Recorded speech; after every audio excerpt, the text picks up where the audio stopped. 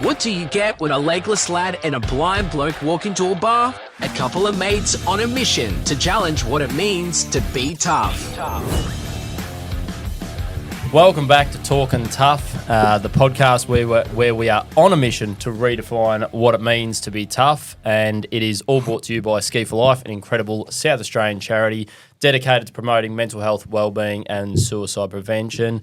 Legless, how are you, mate? Mate, I am fantastic, and I'm super pumped for Season 2. We have a magnificent guest that I'm really excited to just get stuck into his story and hear all about his life. Yeah, bloody oath, mate. We've got a bloke by the name of Dave. How do you pronounce your last name, Dave? Farrell. Farrell. Farrell. Yeah. Well, Farrell? I'm not good. Farrell. I'm Not not good at reading, so I thought I'd better leave it to the man himself. But Dave is the owner and founder of Veterans in Construction, ex-Australian SAS soldier, and recipient of a Medal of Gallantry for his service and act of bravery in combat. Dave, thanks so much for joining us, mate. Thanks for having me. 18 years, mate. 18 years in the military. Yes. I'm sure you have a few stories to tell. Probably, I've got a couple. Yeah. Yeah. We're really looking forward to get into it. Hey, just to kick off, Yes. Take us a little bit back before the military days. You're growing up. So where'd you grow up? You're a Melbourne, Victorian Melbourne. boy? I grew up in a suburb called Wantirna, which is in the eastern suburbs of Melbourne. Yeah. Grew up, very standard life. Yeah. Like I didn't do nothing exceptional when I grew up. I just was just a normal kid. Yeah. Growing up in the suburbs. Yeah, played sport and just was a kid, just a normal kid. Yeah, We always nice, like mate. to ask the question, what did, the Talkin Tough is about redefining what it means to be tough. What did tough mean to you growing up, Dave? Mate, to be honest, I think to define toughness when I was a kid meant you had to have the Arnold Schwarzenegger bodybuilding encyclopedia. Yeah. And it was all about pumping iron and physical and eating steroids. Eating steroids as well. Yeah, we're a bit young for that. The breakfast of champions, wasn't it? Isn't that what they called it? But yeah, we were just. I think it was just about physical toughness. Who could lift the most weight as a young kid, or just that. I think it was physical toughness. Yeah. Yeah. Boys will be boys. Boys eh? will be boys. Yeah, absolutely. Yeah, taking risks and I think it was risk-taking behaviour and just being physically who was strongest. I suppose that's pretty much what it was for me at a young age. Yeah, nice. Yeah. And growing up, mate, like you said, pretty sort of standard upbringing out there in the eastern suburbs. When you think about role models or people that you looked up to as they're tough people, like you said, obviously Schwarzenegger, but were there people sort of closer to home in your own life that you look at and thought were tough?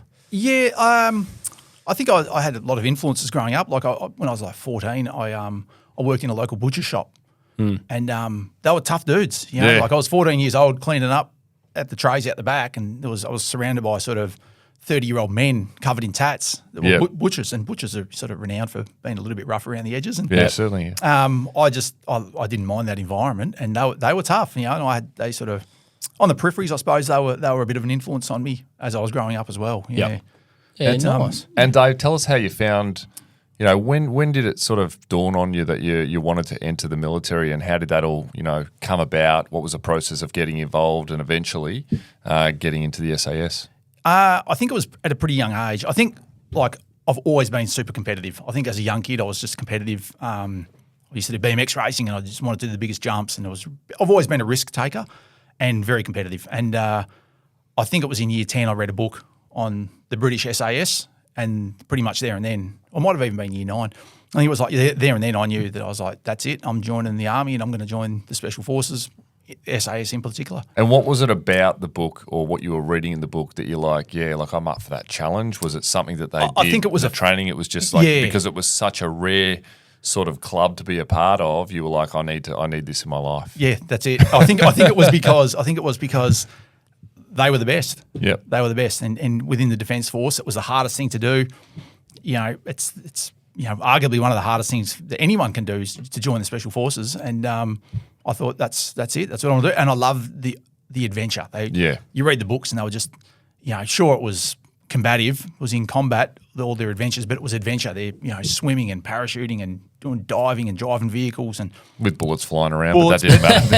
I didn't think of that. I didn't think of that until I was getting shot at. But it was just an adventurous Yeah. life, and I thought that is exactly what I'm going to do. Yeah, it was doing big jumps on BMX just for a career. Yeah, that's it. At a whole nother level. Yeah. And then I did an apprenticeship. Mum said I couldn't join the army. What apprenticeship did you do? I did a refrigeration and air conditioning apprenticeship. Right. Local bloke around the corner took Well, me not on. enough excitement for you? No. I always had the intention of joining the army, Yep. but I got a trade under my belt before I did, and Yep. it did prepare me, like working with people and working with adults especially. And Yep. and then not long after I finished my apprenticeship, I signed up and joined the infantry. Unreal. Yeah, nice. And tell us a little bit about that journey. So you go, you're away, you're in Montana. Yep. Your mum's making you breakfast in the morning. She's making your bed after you get out of it, or all of a sudden you go, I'm off to the military. I'm on my own, and you threw yourself in the deep end. What did that involve? Oh, mate, I remember going to, I think it was Burke Street. We got on a bus and mum's there, and all the mums, there's 30 or 40 mums there waving their kids goodbye. And off we went. We went up to Kapuka, which is the military training establishment for recruit training base. And I spent 6 or 8 weeks up there. And as expected, it was as I expected. Like, you get yelled at, and, they indoctrinate you to be a soldier. Yeah. They take the civilian out of you and make you a soldier. And, you know, it was good. Yeah, it was fine. I had no problems. Yeah. No problem at all. So you could cop a bit of a talking to, and it was just sort of water off a duck's back. Let's get on with things. You had a job to do, that sort of thing. That's it. Yeah, it was pretty easy. Just you're getting taught to be a soldier. Like, stand on the playground for a couple of hours at a time. It's like, whatever, mate. I can do that. And how long were you in the army, as a soldier? Just shy of 18 years in total. Yeah. So what's the transition then to say, I want to go the next step? So I joined joined the elite forces. Was it like a 3-year period? And then you said, I want more. And what was that sort of look like? I joined and I went to the 2nd Battalion in like 1999, June 1999. And then in September 1999, I just turned 21 like 3 days earlier. Yeah. And we got deployed to East Timor. Mm-hmm. So I'd only been in the army like 6 months, and I was on my first operation in East Timor, and I loved it. I couldn't get enough, and I come back and I was like, I want to join the Special Forces. And then I tried. I was a bit young, and I tried, and I wasn't successful on the first round. I didn't even get to the fitness bit of it. I failed a aptitude test. Okay. Yeah, and then I just went back and I did heaps of study, and I became a fitness instructor in the army for a couple of years and just used that time to train. But you were determined, right? That was where you wanted to be. 100%. It was just how I got there. And you had a little bit of deficiency, maybe a little bit young. Yeah. And what is it sort of like if you're trying to get in the SAS? What are the numbers like? How do you sort of obviously they have to, filter it down to the best of the best, the elite forces. Paint us a picture. Yeah, give us a bit of an idea of what that sort of, I guess, intake system is like. What's that pathway like in the military? Yeah, so they start off, you do some aptitude testing, which the first time around I wasn't not successful in. And they colour people there, then they do some psychological testing, and then they cull people there. So I think each year there's maybe between 400 and 500 people probably apply. But then on the day, depending on the selection course, but on the day you get anywhere from like 100 to 150 candidates turn up. Yep. And then there's a selection course that goes to 21 days. It's quite arduous. It's pretty much done solo. There are a couple of components in there where you are working in teams, but you are being individually assessed the whole time. And a lot of it is, out of the 21 days, probably 15 or 16, 17 days was individual. You're by yourself out navigating long distances through the bush and just just drop you off in the middle of nowhere and you're on your own? Yeah, you get a navigation route that you might have to go to, and you get to a checkpoint and you Give say... any grub? Yeah, well, you're not allowed to talk to them. You say, I'm candidate... they're with you. You get to the checkpoint, there's someone there, and you go, candidate number 13 reporting, and they say, right, your next checkpoint is here. And you look on your map and you mark it out and you say, right, you got to tell them where you're going. It's 18 kilometres that way. He goes, right, fill your water, go. And then off you go. And you're left to your own devices and say, you can stop if you want, or you can just drive as hard as you can and try and cover the most amount of distance in the 5 days. So it's sort of, you're left up to yourself to see how motivated you are within yourself to succeed. And they're testing you from a physical capacity, but you also mentioned psychological testing too. Yeah. And they're trying to get to a point where they're weeding out people that aren't potentially going to be able to manage in combat. Is that the idea behind it? Yeah. I think that sums it up pretty well. You want in combat, you want people, or you can train someone to be fit, but you can't necessarily always train someone to be mentally tough in that scenario. And what they want in combat is you need someone, you got to look to the people all around you and go, are these the people I want when the bullets are flying? They're not going to just hunker down and hide. We've got to be, come up with a good course of action, a workable plan, communicate it, and then get up and drive forward and crack on with your job, which is, dealing with the threat in front of you at the time. Pretty black and white sort of stuff. Yeah, very much so. Yeah, like you said, it's not the sort of there might be plenty of people out there that are mentally tough in a range of different industries, careers, parts of life, but when you're talking bullets flying at you and being prepared to stay calm, think clearly, react in the way that you're trained to react and respond and take your next step, like you say, the mental toughness required for that is a very unique set of skills. Yes. What was sort of the psychology testing like and the weeding out process like, and probably in comparison when you look at the people you started with and then the group that you finished with, how did that sort of process all go? Yeah, the psychological testing, I don't remember a great deal about it. It was it was pretty much tick and flick from memory. It was like basically, are you going to go crazy or get a gun and shoot someone? No. You can get through. It was like they were just the psychological testing component to get in the SAS. I don't know a great deal about. Yeah, okay. But I do know when you're on the selection course, and I didn't know it at the time, but when years later, I became I was doing some instructing on one of the selection courses, and I would just jog along at the back and find the person that was coming last and say, "Come on, mate, help them along." No, I'd say, "Come on, mate. What are you doing here? You know you're not going to pass. Oh, yeah. You know you're not going to pass. Yeah. You're coming last on a selection course. There's 100 people in front of you. Do you honestly think we're going to take you?" Why were you doing that? To get rid of them. And so then, you're trying to limit. So this is improving your chances of getting through. No, this is when I was an instructor. Oh, so sorry, my mistake. Yeah. I thought you were going in through and you're like, mate, I'm going to have to sort of get rid of these blokes one by one, make sure I'm in the top 5. It would have been a good strategy. It would have been a good strategy. Go, mate, you're weak as piss. You're not going to make this. Just give up. No, you don't. I found so then when you were an instructor. When I was an instructor, yes. You were trying to sort of test them out and say, hey, listen, what have you got left in the tank? Yeah, and when you see those guys at the back and you say, look, there's 100 people in front of you. Do you honestly think we're going to take you on this? You think you're ever going to make the SAS? How do they respond a lot of the time? And most of the time they would go, no, I'm not. So do everyone a favour because we're going to do group punishments at the end of this. Yeah. Piss off. Yeah. And they'd just stop and they'd go, right, and the vehicle would pick them up. You're off the selection course. Yep. Great, because they're not the guys you want in combat. Yeah. And then every now and again, you'd get that bloke at the end that goes, I don't care, I'm going to keep going. It's like, that's the guy we want. That's the guy that's going to keep driving. Because we don't necessarily need the quickest guy. It doesn't need to be fit and strong. We can make them fit and strong. Yeah. But you want the turtle, don't you? Slow and steady wins a race, mate. They're going to get there no matter what. Water off a duck's back. Yeah. You think I'm hopeless. Well, I don't care what you think. I'm going to keep going. And love it. You just leave them alone and then you just go to the next person, pick on them. Yeah. So we used to do that a bit as well. So that's the psychological component. You want someone that is willing to push himself as hard as they can go and beyond. Yeah. Even when their chips are down.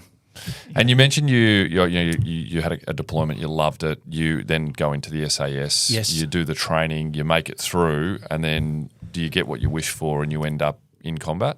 As an SAS soldier? I did, yes. Tell us about that. So you do the selection course, goes for like 20 days, and then you do a further sort of 15 months thereabouts training. Yep. Where you can be weeded out still. And so then at the end of it, is it pretty hardcore training? Yeah. Well, what are they putting you physically? What are you going through? You'll do everything. You'll do like jungle tactics, motorbike courses, diving courses. All the weapons, demolitions. You'll do all heaps of different. So you are a well-rounded soldier at the end of it. Okay. That's the whole idea of it. Then your CQB and fighting courses and close quarter combat courses and stuff. And then at the end of it, you'll get your beret and you're an SAS soldier, but you are the most junior SAS soldier. And it wasn't long after I got my beret in 2005. I think it was like, I can't remember, mid-year. And then in September, we deployed on rotation 1 to Afghanistan in 2005. So you get it and then you deploy almost immediately. We did. It was just the way the tables turned, And saw combat very quickly thereafter. Mm-hmm. Yeah. Was that a eye-opening experience? Pardon the pun coming from me. It was, it was. And I remember actually the first time I was shot at was quite an intense ambush. We were ambushed by a numerical superior force.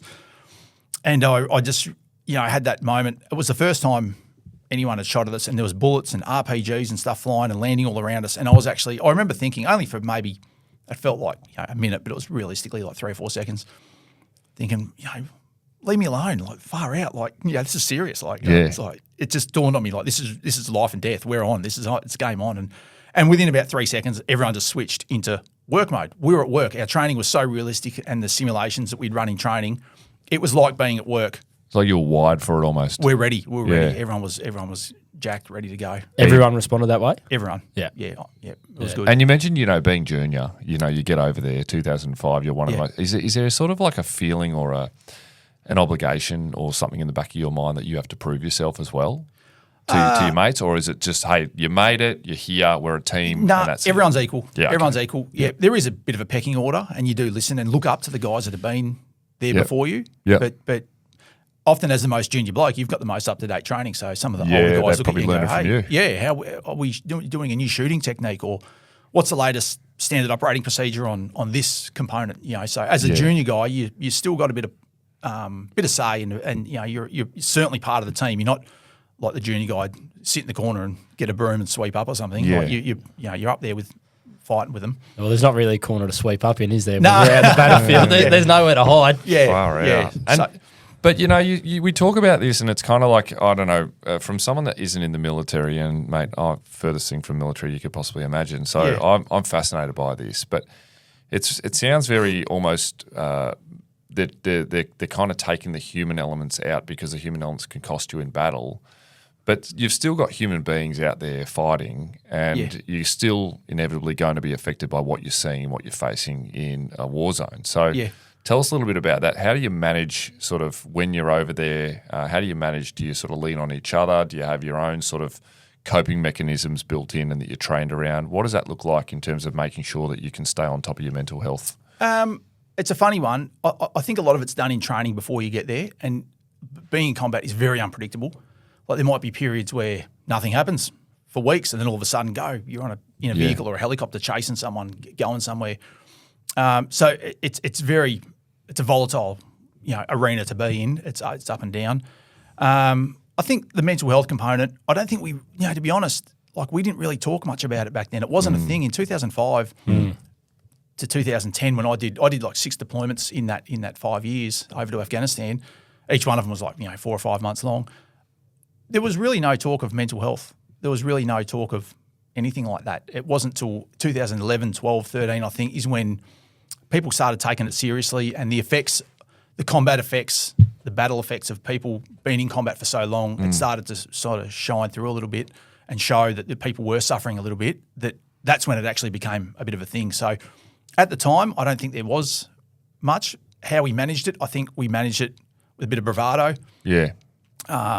By pumping iron, going to the gym, burning off that excess testosterone. Sweeping it under the carpet. Yeah, compartmentalise it. Let's deal with that when we're older. Yeah. Yeah. Yep.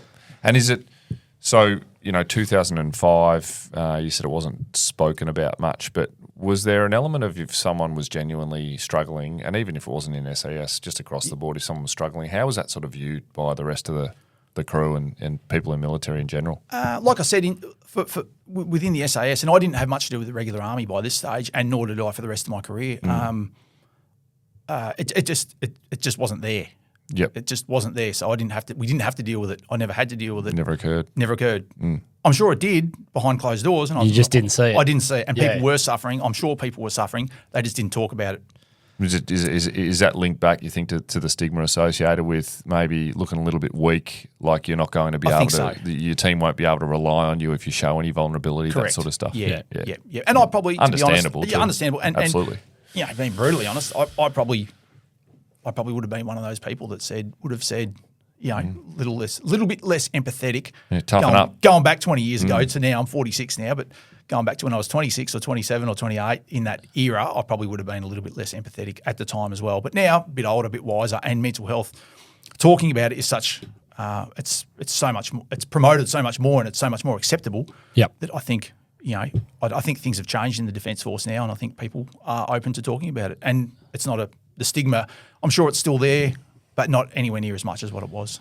Yeah, which is good. Yeah, absolutely. Which is a good thing. It's a great thing. And I think it's changing not just from a defence point of view, but in a whole range of industries. And we'll get to construction shortly and talk about your experiences there and rah. But like I was saying, I think the fact that you've probably hit the nail on the head with that period, like that time period of sort of 2010 onwards. I think it's starting to become more and more acceptable, which is a good thing. It's no different in the rural and regional towns that Mike and I travel to and speak in. Like it is becoming something that we're talking about. But I think from the outside looking in, people still look at defence and go, that is a stereotypical tough environment to be in, with probably a whole heap of tough experiences to go with it, before we get to sort of coming back and what's happened since then. Yes. Do you want to tell us about maybe some of the tough experiences or people that you saw or met that were tough over there, like you were telling us before we jumped behind the mic about one in particular that I'd love you to share on the mic, but any others that come to mind as well, please. We are all ears. Perhaps first impressions don't always serve you very well. You were mentioning before. Yeah, so tell us about that story. Happy to talk about that.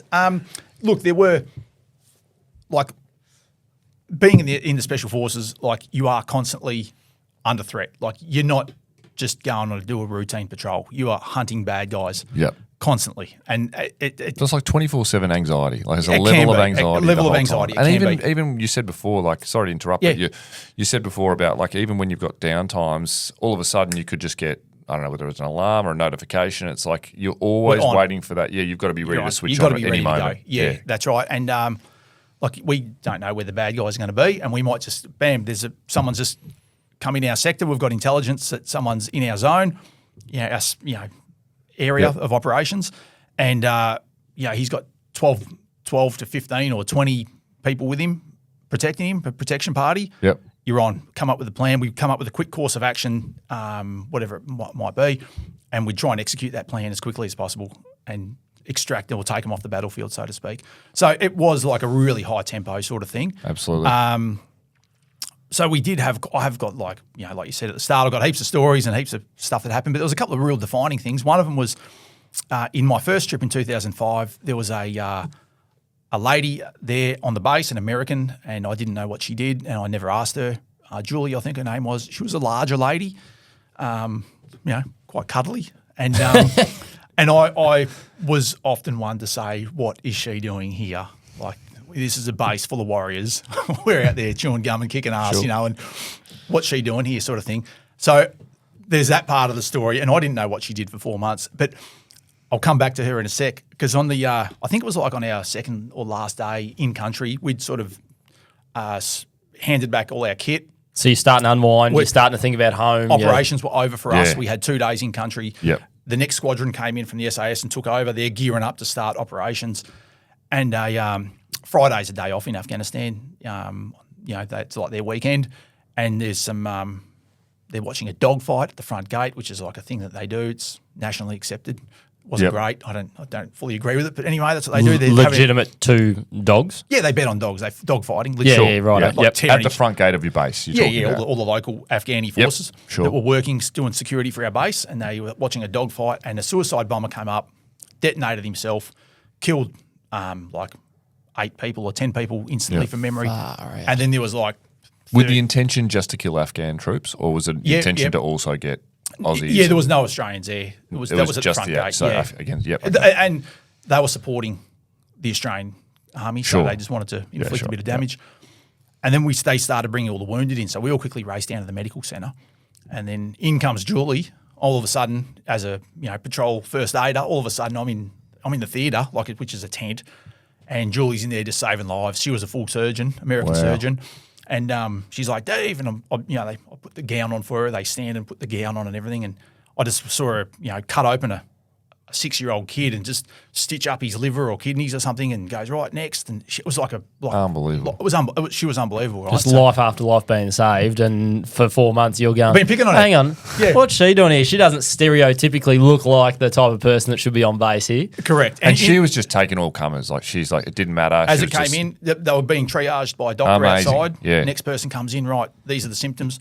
And she'd look at them and go, were you freaking out, Dave? Were you like the one sitting there trying to hold it together as well? I was in you awe. were just like, geez, I'm helping her. I'm like she's like, I knew her because I'd see her, Yeah.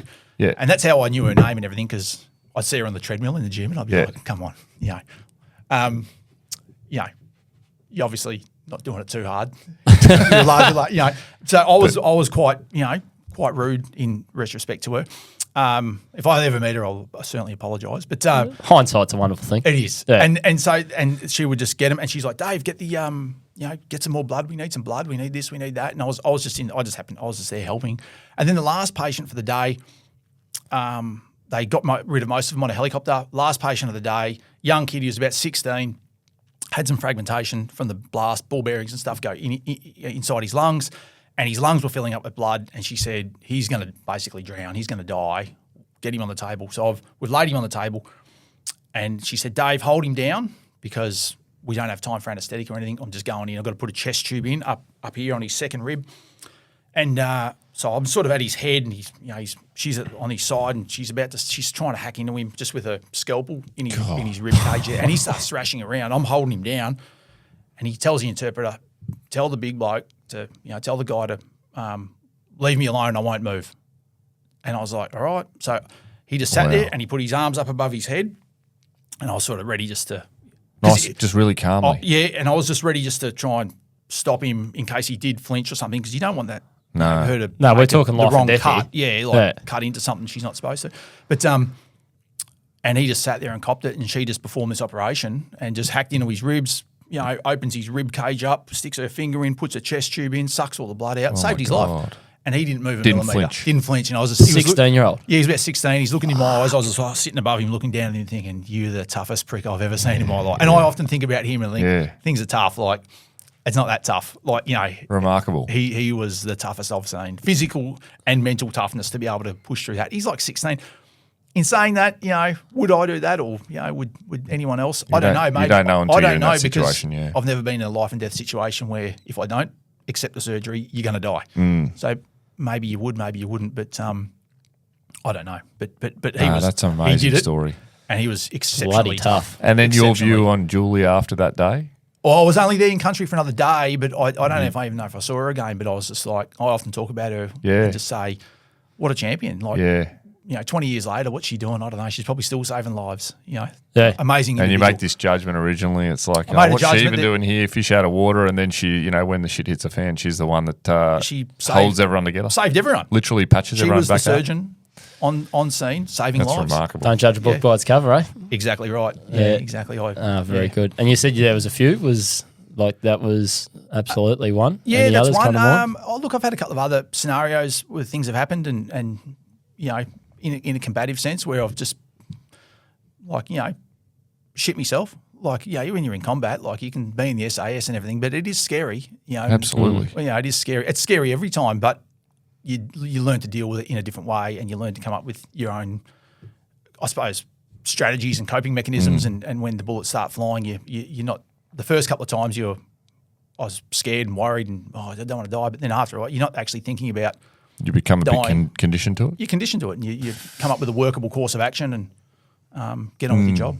One of the things that Benny and I talk a lot about, and speaking, around rural regional Australia, is talking about the importance of not ignoring it, having the courage to step up and talk about it, but also supporting your mates as well. So doing something about it if you feel like your mates. I imagine if you're so closely knit and you're being deployed by, I imagine some of the similar guys and the same guys that are in the squads or the groups, you develop some really close friendships, I would say, or is that? Can you tell us a little bit about that? Some of the guys you serve with, do you still speak to them? What's it like when you're actually, the bullets stop flying and you've got a bit of downtime? Do you talk to each other? And how close are those bonds, and how important is that for sort of keeping it together, in all that chaos? I think it's very important. Like I said, I don't remember actually ever talking about our feelings with each other. Like, even though, like, we were, but you're debriefing, surely. We were debriefing. Yeah, you would debrief. Which inevitably helps, even though you're not necessarily talking about the emotional side of it. You're decompressing what you've seen, what you've done, and the actions, I suppose. Yeah, that's right. And you would like in a debrief, you would we would have like a formal debrief where we'd talk about the standard operating procedures and what happened here and there, and what are the enemy doing, and have they adapted to our procedures. But you would also debrief outside of that as well, informally, and talk to each other over a beer and whatnot. Yeah, mate, we'd love a beer. And it's a bit disappointing when the army said, we had a general come over there. I think it was in 2009 or 10, and it was like we just finished a mission where there was a bit of carnage, put it that way, And we'd come in and he sat there and he goes, if you blokes can't not drink for 4 months, you're not professional soldiers, or 5 months because you're not professional soldiers. Fuck. And I was just like, that's coming from a bloke that's just got off a plane, been in Canberra. Having a wine on the way over. And then gets in country. Was his name Major Killjoy? yeah, that's right. Yeah, it was. Fucking the hell, fun mate. police. That's terrible. And then I'm just like, not even a beer. Wouldn't even let you have a beer. Well, he said we shouldn't. We were. Oh, yeah, you did that. We did. We were. Yeah, and that was a really. It's making you feel bad about when it. You've got 20 blokes Yeah. that are redlining. We're on the I say redlining. Living at that level of intensity for 4 or 5 months at a time. Having a couple of beers was the best thing you could do. Everyone would let their hair down, and just, that was a way of debriefing. You could, people let their hair down, have a few beers, and there might even be the odd punch up or something. Blokes getting it out, and the next morning we'd wake up, and all mates back on the job. back on. Yeah. There's a mission to do, and we'd all work together to achieve that mission as a team, and that was all teamwork. Yeah, you Quite get nowhere incredible. individually. Yeah. So, Dave, 18 years, and Yes. then you decide, okay, did you decide I've had enough, or you just wanted to change, or what was the process there of getting out of the military? Yeah, it was actually in 2010. I was I had 2 kids at the time. I've got 3 now, but myself and my wife, we had 2 children. I was in Afghanistan. It was my 6th tour, and I was behind a rock. It was like 42 degrees heat. It was boiling hot, and some bloke was just nailing it on the other side, and I was just thinking, what am I doing? Really, what am I doing? My uncle, I always looked up to him. He'd done quite well for himself in life, and he was a builder, and I was like, he makes way more money than what I'm getting. No right one's now. shooting at him either. I'm hunkered down behind a rock on a hill, and some prick's trying to nail me from the other side of it from 300 metres away with a machine gun. Yeah. What am I doing? Yeah. This is dangerous. And I'd had a lot of close calls, calls. And it was probably at that moment that I said, I'm going to start thinking about doing something else. Yeah. That was in 2010. How many more close calls am I going to get? And kids put things into perspective, don't they? They do, yeah. And I went home and I felt bad, and I said, that's it. So that was my last operational deployment, and then I came back and I got registered as a builder. I did some night schooling and did some training, and because I knew that once you left the army, you didn't have many qualifications. So I did some night school and training and become a builder, and I left the army, ended up leaving sort of right at the end of 2016, so just shy of 18 years. Yeah. Amazing. So your last deployment was 2010 and you Yes. left in 2016. Was it sort of more... I went into a bit of a training role. Yeah, more in Australia training. In Australia training. And just the way... A safer role. It was safer. But yeah, it wasn't like bullet dodging or anything like that. I just went into a training role, and that training role, as a trainer, you don't deploy. You do a bit of training. Yep. And then I got posted over to Melbourne and finished my career over here for the last couple of years in a training role, which was also was really rewarding and exciting. Learning a lot of new skills that, as a door kicker, as an operator, you thought you knew everything. It's not till you step back and realise, oh, wait a sec, I know everything when it comes to kicking a door in and making a demolition charge, but there's a lot of other aspects to the military and defence force that you realise you're a bit deficient in. And you've got obviously some training. You've got this specific way of thinking and living your life. You're in the military for 18 years. Then when you leave the military, you started this Veterans in Construction, and you mentioned a couple of things before off air around how difficult it is for people to make that transition from away from the military into a workforce. Yes. Can you talk us through that? And why did you start Veterans in Construction? Yeah, look, I started it. I myself, after 18 years, got out, and as a builder as well. It's challenging. It was challenging. It was challenging for me to get work. And I looked at some of my mates that had served, and I looked at these guys, and I'm like, mate, these guys are warriors. They've just got some rubbish job. It was rubbish. Like what sort of jobs were they doing? Oh, mate, blokes working in, scrap yards or recycling yards or, just forklift operators in a factory or working in factories. And it's just like, mate, you were kicking ass overseas 3 years ago, and now you can't get a better job than this. There's a whole heap of factors involved in that. It's like anyone can do anything in Australia. It's the greatest country on earth. I get it. But when you've got a wife and kids and you've got a mortgage and you get out of defence and you need a job, you'll take you got to pay the bills. First job, you've got to pay the Whatever you bills. get, And they'll do what they've been trained to do, which is survive. Yeah. But do they excel? Well, then it's hard to, when you're 35 years old, go to night school and pay for all this extra training and stuff. So it is hard. You often leave the Defence Force without heaps of skill sets as well, as in certificates to actually say, you're certainly not an accountant or anything white collar. But when it comes to blue collar, you might have a heavy, rigid driver's license. Maybe that's about it. There's not a great deal of transferable So their skills. options are limited. They are, and I saw that, and I was like, I helped John Holland on a tender for a big project in Melbourne here on a rail project. I somehow got involved in that, and I was like, oh, mate, veterans would be awesome at this.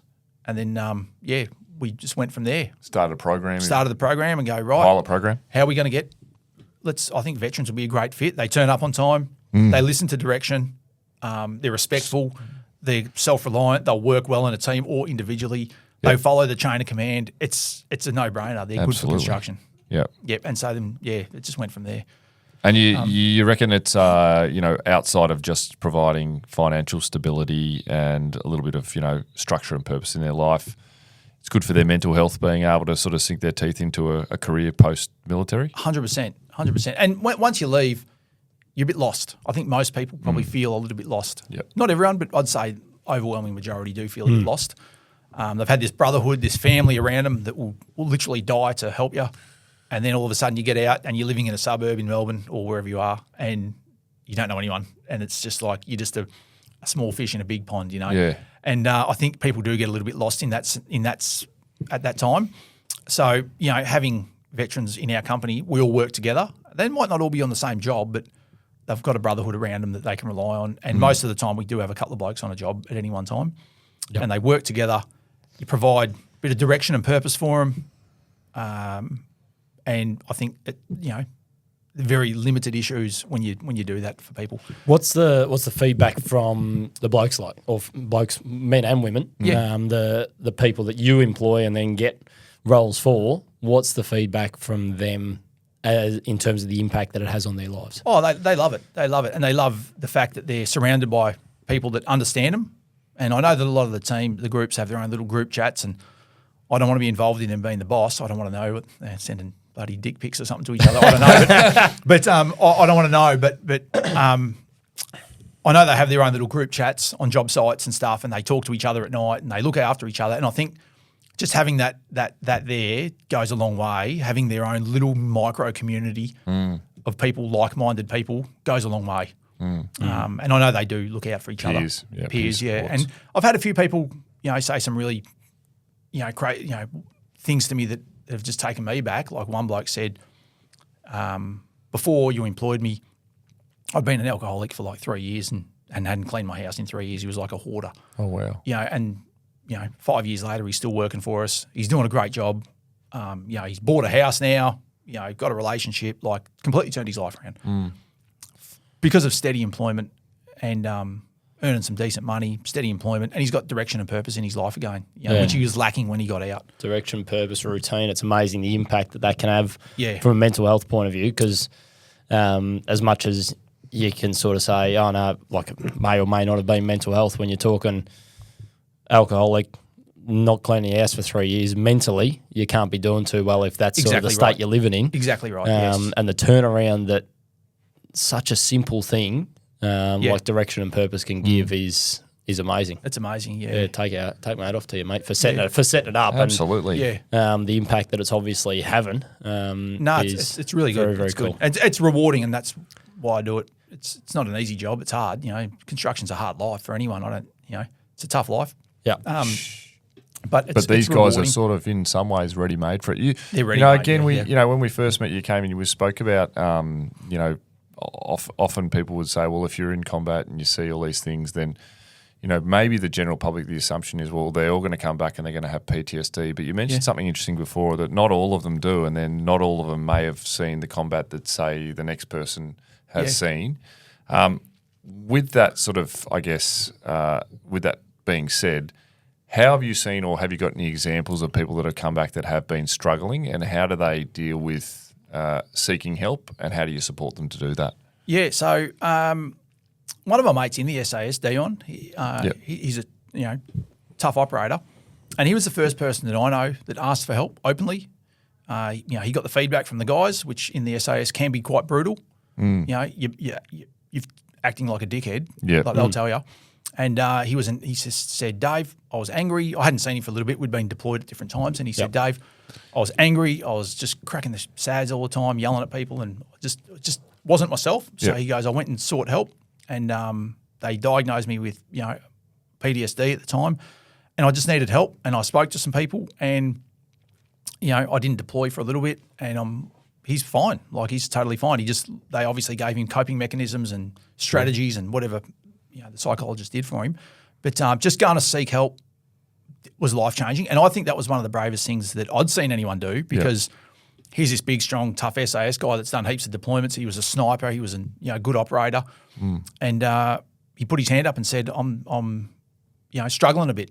And he got help. And I think he even did a couple of talks at work and said, hey, promoted it. And people started looking around going, oh, maybe I can go get help too, So, and I guess as you're in this sort of melting pot that of bravado, as you said before, and not showing any emotion, and people tell you to toughen up and stop being a sook and that sort of stuff. You said that before. But when he actually did make the choice, a really difficult choice, to go and seek some help, how was that received by the rest of the blokes? Did they say, mate, what a pussy? Or did they go, everyone was that's incredible? Really supportive. Yep. And it's, in fact, a lot of people said, about bloody time. He's been an angry prick for the last 6 months, about bloody time. So he got really some help. supportive of him. Very supportive of him, yeah. And he went on to have served for multiple years after that. Amazing. It wasn't like a career-ending move or anything like that. So I think that was really good. I think that was good. I think there should be more of it. I think there should be. And I said to you off air before, something I say to all my employees, I said, when the engine light comes on in your car and you're driving, and it doesn't mean you have to pull over at the next servo or get a mechanic to look at your car, but sometime in the next week or two or whatever it is, you might need to get your car fixed up. Sure. But if you don't, and you ignore that engine light, at some stage your car's going to blow up on the side of the road and you're stranded, and it's going to take ages to fix. And I say to the guys, when the engine light comes on in your head, go get checked out, go to the mind mechanic, go to the psych, get the mind mechanic. You just need a little tune-up. You might just need to talk to someone. You might just need to get something off your chest. They might just give you one or two little coping mechanisms for whatever the issue is. Yep. And you're usually on your way. And I think statistically, for veterans that see psychologists within like the Open Arms, which is it's a psychology and psychology support group within Defence that Defence pay for. It's totally free for veterans and all their families. And I think on average, the average visits that a veteran does is like 6 or 8. So it's not in a calendar year, or is it total in a year? Total. Oh, before they right. Most of the time, people just need a little bit of support to get them back on track. Get on track. Yeah. And get some skills. The average visits is 6 or 8 visits. Obviously, there's going to be some that are more, and there's going to be some. Yeah, exactly. Yeah. But so often it's just some people just need a little bit of a helping hand. Some objectivity, someone to give you a little bit of advice and see things from a different perspective than maybe you if you're sort of stuck in a bit of a dark place. That's it. Yep. And so I tell the guys, I say, the engine light comes on, go get some help. And it's a great metaphor. A lot of blokes have rang me back and said, oh, Dave, I booked in, I saw the Open Arms. He's a real good guy, I spoke to him on the phone, like a telehealth, or he's a real good guy. Gave me some strategies. Yeah, I'm like, oh, really? Like that's what they're there for. Yeah, they're professionals. They do that. That's their job. So yeah, look, I think it's a really good service, and it's open to all veterans, and their families, which is amazing, and it's totally free. So I think there should be more of it. Should be in society for everyone. It'd be good. Brilliant. It's like why say no to something that is potentially going to help you? Exactly. Yeah. And I think that stigma's gone now a lot. I think it's spoken about in schools, and my kids come home and teachers talk about mental health and stuff. So I think the times are changing. Yeah, definitely getting there. I think it's still a bit, still a bit of that goes on, particularly some of the audience that we speak to. It's kind of. I think like Ben said, we're getting there, but still a little bit of ways to go. But I mean, those stories that you tell and that you share, and knowing what you've just explained to us and what you've been through in your life, and then Dion by extension to that and what you experience, showing that you can pull the mask down and actually seek help and how it can be beneficial is a really powerful thing. So thank you for sharing. You're welcome. Thanks for having me. No, mate, thank you. And to finish off, yes. We asked the question at the start what you sort of thought tough was, or what tough meant to you growing up. Yes. Now, seeing what you've seen, doing what you've done, knowing what you know, how would you define toughness now? Look, I still think toughness, there is an element of, there is an element of physical toughness. Yeah, that to me, will always remain. But I think it's more mental toughness. I think that's actually way more powerful than physical toughness, mental toughness. And with mental toughness, it's like anything. You hurt yourself at the gym when you're building your muscles up. You got to have time off or go see a physio to get fixed up, don't you? And then you can keep building those muscles. Mental toughness is no different. When you if you're having you can be the toughest, mentally super strong, but if you do suffer from something, go see someone that can help you. Sure. Fix you up and help you, and then you can get back on track and keep Swallow your becoming pride a stronger. little. Yeah. So I think mental toughness now and being able to acknowledge that, hey, maybe I'm not doing great, so I need help. I think that's probably more important than being physically tough. Yeah, I love it. And I can definitely relate because I suppose it's something that we're all guilty of when you think about the physical toughness side of things, where you're working out, trying to get fitter, and you'll feel a shoulder go, you'll feel something, and you'll keep pushing, and then you make it worse and worse and worse to eventually you go, shit, I better go and see someone. Now I need 2 weeks off. Yeah, and now I need 2 weeks off. Whereas if you had have gone and seen someone when you first felt it, it might have been more of a management program. It might have been you can still do this, this, and this, but just avoid that for a little bit. Like it's amazing how the physical example is so transferable to the mental example. Yeah. Exactly. Which is if you feel like you're struggling with something, you can potentially still keep forging on, but be getting support at the same time. But if you leave it too long, then all of a sudden, like you say with the car metaphor, you're on the side of the road with the car blown up and you've got to stop and get some serious support. Yeah, which, that's right. if you're there, then all well and good, go and get the support you need. But that proactive sort of strategy is a much better way of sort of approaching it. Yeah. Hey, Dave, we just want to, mate, that was one of the best chats we've had. It's been awesome getting to know you and listening to your story and just how candidly you're able to express. So I really appreciate you coming and sharing it. No problems. I've no doubt in my mind that it's going to be enthralling for people to listen to, but help people as well. Some of those messages that you shared at the end there were really powerful, and hats off to you for starting Veterans in Construction and doing something about it and making sure that, other people fare well, I see you have post-military. But yeah, I just want to say thank you so much for coming in and having a chat. That was awesome, man. Thanks for having me. Thank you. Good on Appreciate it. Thanks, lads. Cheers, guys. Another fantastic conversation today.